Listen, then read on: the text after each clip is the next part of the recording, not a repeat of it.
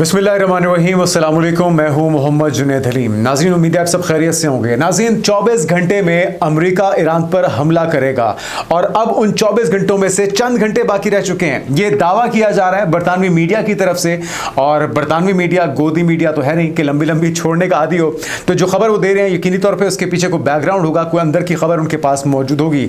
अमेरिकी मीडिया में कुछ दावे कर रहा है कि मकसद क्या है, क्या करना चाह रहे डोनाल्ड ट्रंप, उससे मुतल्लिक अपडेट्स भी आपके साथ शेयर करते हैं। फिर रशिया का रद्देमल है, रशिया ने जवाब दिया है अमेरिका को, क्योंकि धमकाया जा रहा था, मुसलसल टैरिफ लगाने की बातें हो रही थी कि जो ईरान के साथ कारोबार करेगा उसे 25% टैरिफ का सामना करना पड़ेगा, और फाइनली रूस का रद्देमल भी आ चुका है।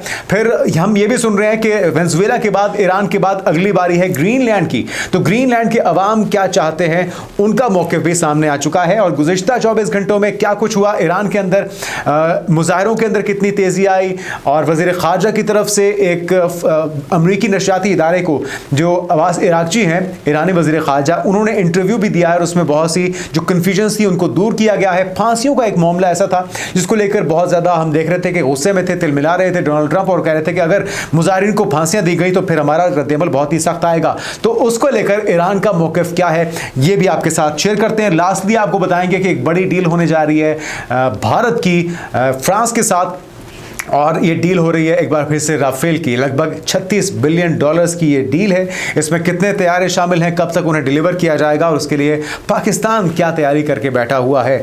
और लास्टली आपको बताएंगे कि उनके आर्मी चीफ इस सब के बावजूद इतने परेशान क्यों हैं भाई, वो भी आपको बताएंगे उन्हीं की ज़ुबानी। तो एक एक करके तमाम डेवलपमेंट्स आपके साथ शेयर करते हैं। सबसे पहले आपको बताते हैं कि अमरीकी मीडिया क्या दावा कर रहा है कि डोनाल्ड ट्रंप क्या चाहते हैं ईरान के मामले को लेकर। तो ट्रंप ईरान पर जोरदार और फैसलाकुन हमला चाहते हैं, यह दावा है अमेरिकी मीडिया का। खबर क्या है जरा सुन लीजिए। वो कहते हैं कि जी ये जंग जो है, ये जो हमला है, ये ज़्यादा लंबे दौरानिया का नहीं होना चाहिए, मुख्तसर और प्रिसाइज ये स्ट्राइक होनी चाहिए, और ये फैसला कुन कार्रवाई इस वक्त डोनाल्ड ट्रंप ईरान के अंदर करना चाह रहे हैं। एक तो इंटरनली जो अनरेस्ट है, जो लोग मुखालिफ हुए हुए हैं, उसको एक फ़ायदा उठाना चाहते हैं डोनाल्ड ट्रंप। साथ में जो इसराइल इस वक्त चाह रहा है कि किसी तरह से ईरान से जो ख़तरा उसे मुसलसल एक लाहक है, उनके ऊपर सर पे तलवार लटक रही है, किसी तरीके से जान छुड़वाई जा सके।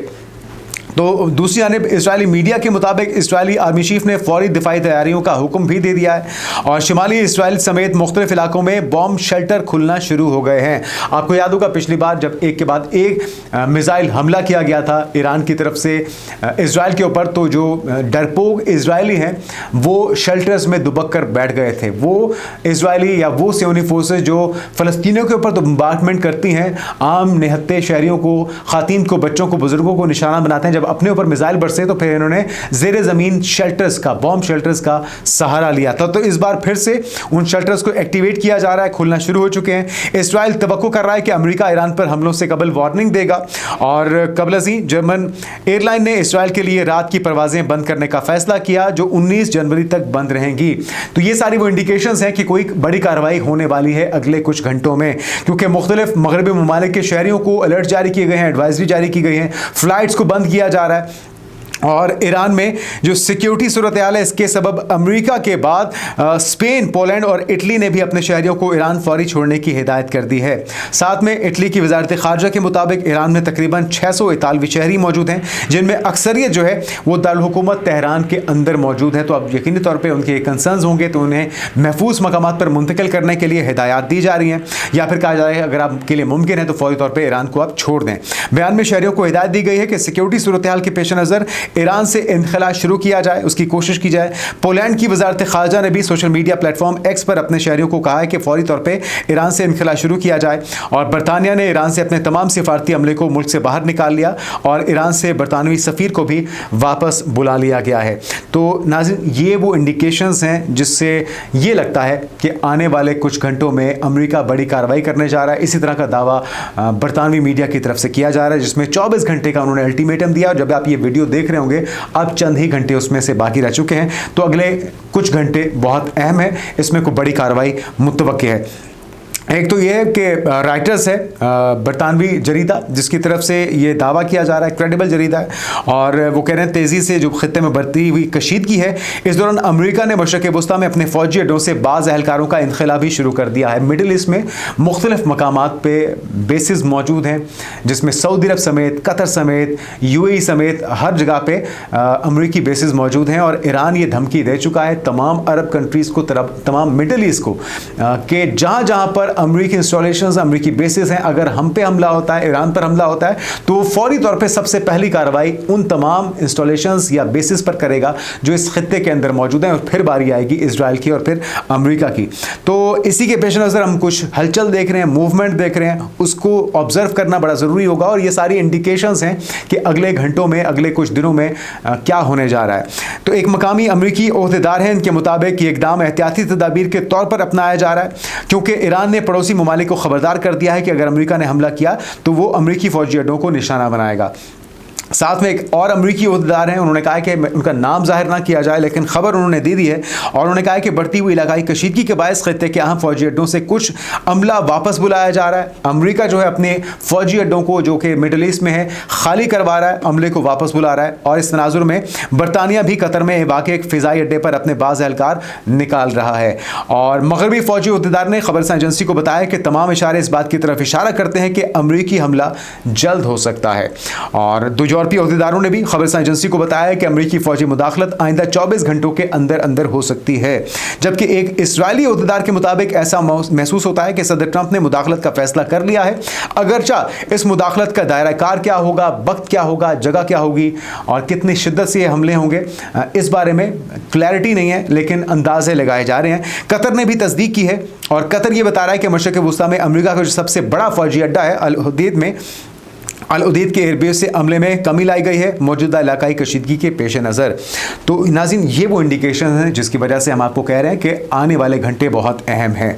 अच्छा, अब आते हैं उन रीज़न्स को जो जवाज़ बनाया जा रहा है। एक तो बड़ी रीज़न ये कहा जा रही थी, एक तो उकसाया जा रहा था मुजाहिरीन को डोनाल्ड ट्रंप की तरफ से कि जी आप जो हुकूमती इदारे हैं उनको अपने कब्ज़े में ले लें और आपके लिए मदद पहुँच रही है। साथ में जब उस तमाम मुजाहिरीन को, या जो मुजाहरे बड़े पैमाने में हो रहे थे, उन्हें काफ़ी हद तक कंट्रोल कर लिया गया है। पिछले 24 घंटों में क्या हुआ ये आगे चलकर हम आपको बताते हैं, लेकिन डोनाल्ड ट्रंप का यह कहना था कि अगर मुजाहिरीन को फांसियां दी गई तो उस पर अमेरिका किसी किस्म की रियायत नहीं करेगा, उस पर बड़ा शदीद रद्द-ए-अमल आएगा। तो डोनाल्ड ट्रंप ने कहा था कि ईरान में फांसियों का कोई मंसूबा नहीं है। अब वो कह रहे हैं कि उनका राब्ता जो हुआ है ईरानी हुकाम से, जिसमें यकीन दहानी कराई गई है, और साथ में अब्बास इराक्ची ने जो इंटरव्यू दिया है उसमें भी इसको लेकर उन्होंने एक तस्दीक की है। लेकिन व्हाइट हाउस ने क्या कहा, पहले वो सुनिए। अमेरिकी सदर ने कहा है कि मालूमात दूसरी तरफ के बहुत अहम ज़राए से मौसूल हुई हैं कि ईरान में हलाकतें रुक गई हैं और फांसियां नहीं दी जा रही हैं। अगर ऐसा कुछ होता है तो हम बहुत नाराज़ होंगे। ये वो पहले ही वार्निंग अमेरिका की तरफ से दी जा चुकी है। साथ में सहाफ़ी ने अमरीकी सदर से सवाल किया कि क्या ईरान के खिलाफ कार्रवाई अब खारिज इम्कान है, जिस पर सदर ट्रंप ने जवाब दिया कि ईरान का अमल देखेंगे और जांचेंगे, लेकिन हमें मोतबर ज़राए से अच्छा बयान मिला है। तो ये एक ऐसी चीज़ है जिसको देख के थोड़ी सी आप कह सकते हैं कि बर्फ़ पिघली है, लेकिन आप ये नहीं कह सकते कि अब ख़तरा टल गया है। ख़तरा अब भी जूं का तूं मौजूद है। तो ट्रंप ने कहा है कि हमें ग्रीनलैंड की ज़रूरत है। एक तो उन्होंने सहाफ़ियों से गुफ्तगू कर रहे थे, वेनेज़ुएला के हवाले से भी उन्होंने बात की है और कहा है कि वेनेज़ुएला में राज अफशा करने वाले शख्स को गिरफ्तार कर लिया गया है। साथ में वो ये भी कह रहे थे कि पेंटागन का कॉन्ट्रैक्टर वेनेज़ुएला ऑपरेशन से मुतल्लिक खुफिया मालूमात लीक करने पर गिरफ्तार किया गया है। तो अब अगली बारी ईरान की है या ग्रीनलैंड की है, ये तो कुछ दिन में पता लग जाएगा।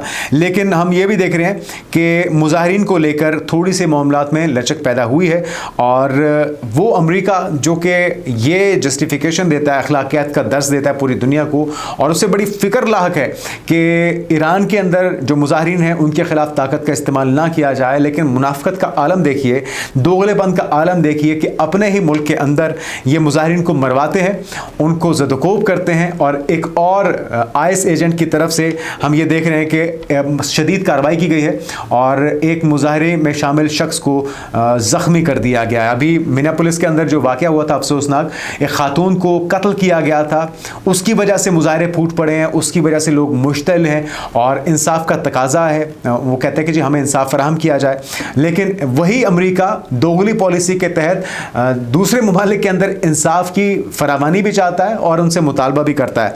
अच्छा, ये जो वाक़या हुआ है IS की तरफ से, ये भी आपको साथ साथ बताते जाते हैं ताकि ये जो मुनाफिकाना रोल है ये भी आपको तस्वीर के दोनों पहलू आपको दिखाए जाएं। एक खातून को हलाक होने के बाद से मिनियापोलिस में ट्रंप इंतजामिया के खिलाफ मुजाहरे जारी थे, आपको पता ही है, और इमिग्रेशन एजेंसी से मिनेसोटा से निकलने का मुतालबा किया जा रहा था, जबकि 23 जनवरी को शहर भर में हड़ताल की कॉल दी गई। और वो वाक़या अब भी लोगों के जहनों में उसी तरह से नक्श है। लोग ज़दोकोब हो रहे हैं, लोग परेशानी का शिकार हैं, लोग अपने हुकूक के लिए सड़कों पर निकल रहे हैं। बहुत से अमरीकी हैं जिन्हें IS एजेंट्स की तरफ से धमकाया जा रहा है और उनके मामलात ज़िंदगी इस क्रैकडाउन की वजह से, जो कि इलीगल इमिग्रेंट्स के खिलाफ चल रहा है, बहुत ज़्यादा मुतासर हो रहे हैं। अच्छा, बातें नाज़रीन दोबारा ईरान के मुद्दे की तरफ। अब्बास इराक्ची ने एक इंटरव्यू दिया है जिसमें वो कहते हैं कि फांसी का सवाल ही पैदा नहीं होता। ईरानी वज़ीर ख़ारजा की मुज़ाहिरीन को फांसी देने की खबरों की सख्ती से तरदीद सामने आई है, और ये अमेरिकी नशियाती इदारा है फॉक्स न्यूज़, जिसको वो इंटरव्यू दे रहे थे, और इसमें उन्होंने वाज़ेह किया है कि ईरान में लोगों को फांसी देने का कोई मंसूबा किसी किस्म का नहीं है।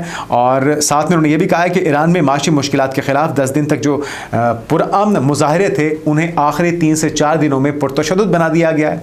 एक तो नई वीडियोज़ भी शेयर की जा रही हैं पूरी दुनिया के साथ, सोशल मीडिया पर भी और मुख्तलिफ ममालिक के सुफरा के साथ भी, किस तरह से इन पुरअमन मुजाहरों को पुरतशद्दुद मुजाहरों में तब्दील किया गया है। उसमें मोसाद, उसमें CIA, उसमें इंडियंस भी शामिल हैं, उसमें अफगानी भी शामिल हैं, और उनके पास हथियार हैं जदीद, उसमें एक दाइश का पहलू भी शामिल है।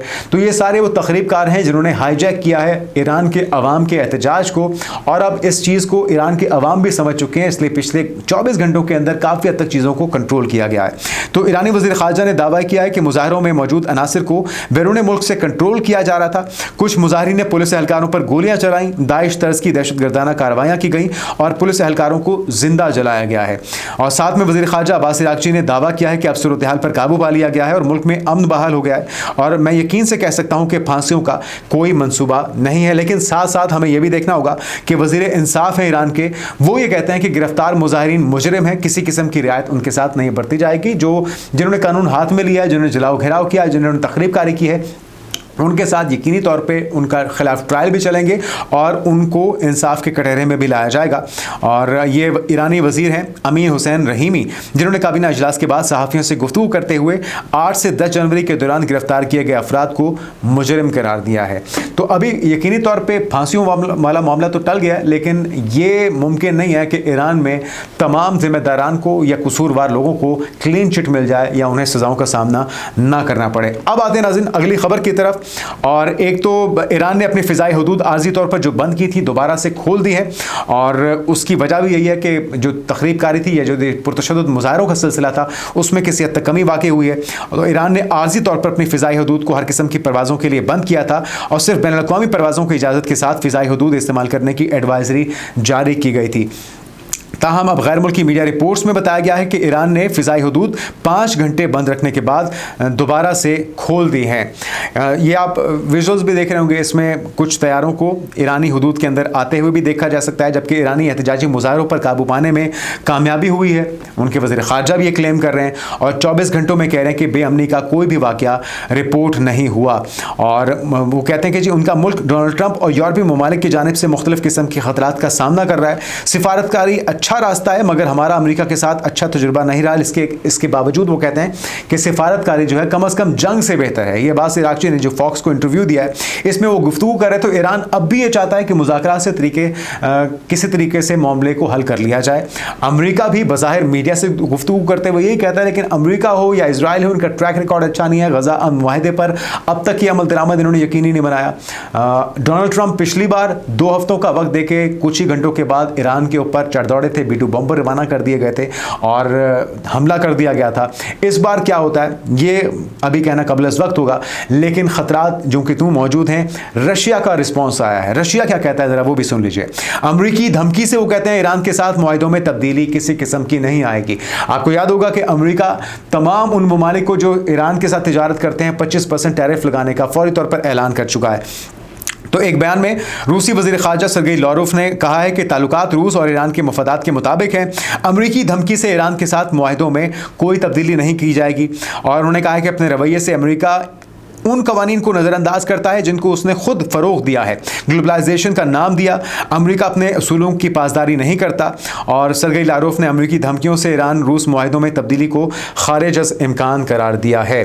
तो वो तहजीब या वो दर्स जो कि अमेरिका दूसरों को देता है, वो सबक जो दूसरों को सिखाता है, ख़ुद उस पर अमल करने से गुरेज करता है। और इसका अमली मुजाहरा हमने आजकल में देखा है, जब अपने ही लोगों के खिलाफ पूरा मगरिब यही कर रहा है। फ़लस्तीनियों के हक में रैली निकलती है, उन पर चढ़ दौड़ते हैं, उन्हें मारते हैं, उन्हें गिरफ्तार करते हैं, उन्हें गोलियां मारी जाती हैं, उन पर आंसू गैस की शेलिंग बरसाई जाती है, उन पर लाठियां बरसाई जाती हैं। और जब ईरान के मुजाहिरीन की बात होती है, हालांकि वो सिक्योरिटी ऑफिशियल्स के ऊपर गोलियां बरसा रहे हैं, वो मसाजिद को जला रहे हैं, वो जज्बात को उभार रहे हैं, वो मजहबी जो तफरका है या जो आपस में तसादुम है उसको हवा दे रहे हैं, इसके बावजूद ये कहते हैं जी आपने मुजाहिरीन के ऊपर सख्ती का इस्तेमाल नहीं करना, ना ही आपने उनको फांसियां देनी है, ना ही आपने उनको सजाएं देनी है, वहां से आप मुज़ाकरात कीजिए, लेकिन हम अपने मुजाहिरीन के ऊपर गोलियां भी बरसाएंगे और उन्हें ज़दोकोब भी करेंगे। तो ये मुनाफिकत जो है मगरिब की इस वक्त खुलकर दिखाई दे रही है। तो नाज़रीन, ऐसे में हम देख रहे हैं कि रज़ा पहलवी की दाल भी गलती हुई दिखाई नहीं दे रही है। एक तरफ तो डोनाल्ड ट्रंप कहते हैं कि हमें मिलना नहीं चाहिए, मुनासिब वक्त नहीं है रज़ा पहलवी से मिलने का। फिर उनका नुमाइंदा ख़ुसूसी स्टीव विटकॉफ जाता है और जाके खुफिया मुलाकात करता है, और इसके बावजूद वो जो मुजाहिरीन से मकासद हासिल करना चाहते थे, इन मुजाहिरों को पुरतशद्दुद करते हुए अभी तक उन मकासद में कामयाबी हासिल होती दिखाई नहीं दे रही। तो सिवाय इसके कि ताकत का इस्तेमाल किया जाए, और अगर ताकत का इस्तेमाल किया जाता है तो ईरान यकीनी तौर पर इस खत्ते के अंदर, मिडिल ईस्ट के अंदर तमाम अमेरिकी इंस्टॉलेशंस को, बेसिस को निशाना बनाएगा, और इसराइल के ऊपर एक के बाद हमला होगा हाइपरसोनिक मिसाइल्स के साथ, बैलिस्टिक मिसाइल्स के साथ। और आबनाए हुर्मुज़ जो लगभग दुनिया भर का 30% जो तेल है, ऑयल है, वहां से ट्रैवल करता है, दुनिया तक पहुंचता है, उस रास्ते को अगर ईरान बंद कर देता है तो फिर पूरी दुनिया इससे मुतासर होगी। तेल की जो ऑयल प्राइसेस हैं वो हाइक कर जाएंगी, उसमें कई गुना इजाफा हो सकता है। तो पूरी दुनिया इस कशीदगी की लपेट में आ सकती है। इस वजह से मिडिल ईस्ट में बहुत से अरब ममालिक ने, बहुत से मगरबी ममालिक ने भी अमेरिका से मामलात को फाम तफहीम से हल करने की ज़रूरत पर जोर दिया है। लास्टली आपको बताते हैं नाज़रीन, भारत की तरफ से एक और जंगी जुनून में मुब्तला होने की कोशिश, एक नई डील होने जा रही है, और भारत से ये तवक्को की जा रही है कि वो इस हफ्ते फ्रांस के साथ लगभग 114 डिसॉल्ट राफेल जंगी तैयारों की खरीदारी के लिए $36 बिलियन की डील करने जा रहा है, इसकी मंजूरी देने जा रहा है। ये तैयारे भारत को इनके सोर्स कोड्स तक रसाई के बगैर फरोख्त किए जाएंगे, यानी कि इस बार भी सोर्स कोड नहीं दिए जाएंगे। आप सिर्फ कोशिश कर लें, आप जितनी मर्जी कोशिश कर लें, आप तक ना तो वो तमाम इंफॉर्मेशन फराहम की जा रही है फ्रांस की तरफ से जो आपको चाहिए अपने तैयारों को अपग्रेड करने के लिए, ना ही आप दुश्मन को पूरी तरह से जज कर पाएंगे या उसे ज़ेर कर पाएंगे अपने इस $36 बिलियन की इन्वेस्टमेंट के साथ भी, क्योंकि आपके जो पायलट्स हैं वो नौसिखिए हैं, वो पहले भी तेजाज हों या राफेल हों या मिग्स हों, उनके ज़रिए ना कटवा चुके हैं, अपनी फ़िज़ाया की भी, अपने मुल्क की भी। इस बार भी उनसे दाल गलने वाली नहीं है। इसके अलावा नाज़रीन मालूमात ये भी हैं और इतलात ये भी हैं कि ज़्यादा से ज़्यादा इसमें 30% जो इंडिजेंस यानी कि भारतीय साख्ता अज्जा शामिल होंगे, बाकी के सारे वो फ्रांसीसी साख्ता होंगे, और वो भी एक और बड़ा झटका होगा, एक और जिसको कहते हैं ना लूप होल होगा, जिसकी वजह से जो भी आपका मुखालिफ है उसको फ़ायदा हो सकता है। लेकिन इसके बावजूद अगला अगर कोई मार्का होता भी है तो इंशाल्लाह हम अपने J-10C समेत, हम अपने JF-17 थंडर समेत J-35 के साथ इन सुरमाओं का मुकाबला करेंगे, इन्हें धूल चटाएंगे। लेकिन इस सब के बावजूद ये जो इतनी इन्वेस्टमेंट हो रही है, एक के बाद एक महंगा हथियार खरीदा जा रहा है, एक के बाद एक जदीद टेक्नोलॉजी हासिल की जा रही है, इनके आर्मी चीफ इतने परेशान क्यों हैं? गुज़श्ता रोज़ एक बयान जो है इनका वो गर्दिश कर रहा है मीडिया के ऊपर, सुनिए उनकी परेशानी क्यों है। समझते हुए क्यों उनके पास सैटेलाइट से पूरी खबर थी कि कौन सा शिप, कौन सा स्ट्राइक कोर या पिवट कोर या कौन सा एयरक्राफ्ट कहां मूव कर रहा है। तो नाज़रीन ये वो है परेशानी जिसका वो इजहार कर रहे हैं कि पाकिस्तान के पास, पाकिस्तान में बैठे हुए भारत की एक एक चाल, एक एक मूवमेंट की इंफॉर्मेशन थी, और इसी वजह से पाकिस्तान ने ये जंग जीती है, जिसका पूरी दुनिया इजहार भी कर रही है, और इनके आर्मी चीफ समेत पूरी दुनिया मानने पर मजबूर भी है। आने वाले दिनों की पेशरफ से आपको आगाह करते रहेंगे। अपना ख्याल रखिएगा। अल्लाह हाफिज़।